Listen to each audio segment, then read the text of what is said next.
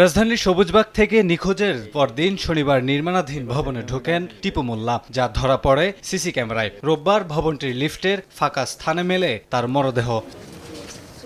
স্বজনরা জানান, শুক্রবার রাতে টিপুকে ডেকে নেন প্রতিবেশী আনিসুজ্জামান টিটু। এরপর থেকেই আর খোঁজ পাওয়া যাচ্ছিল না তার। পরিকল্পিতভাবে হত্যার দাবি তাদের। হ্যাঁ, ষড়যন্ত্র করে আমার হাজবেন্ডে ফোন দিয়ে নিছে।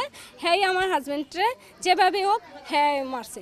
আর এভাবে আমার হাজবেন্ডে মারার কথা নাই, নিশ্চয়ই কিছু খাওয়াইছে বা কিছু করছে, তারপরে মারছে। সুস্থ বিচার চাই, আমার ভাইয়ের বিচার চাই, আমার বাড়িতে করছে ইয়া করবো।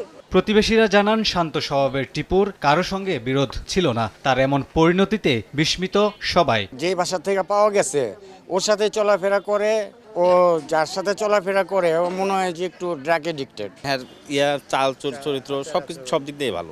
ঘটনাস্থল থেকে মরদেহ উদ্ধারের পাশাপাশি মাদকের বিভিন্ন উপকরণ উদ্ধার করে পুলিশ। সম্ভাব্য সব কারণ মাথায় রেখে চলছে তদন্ত।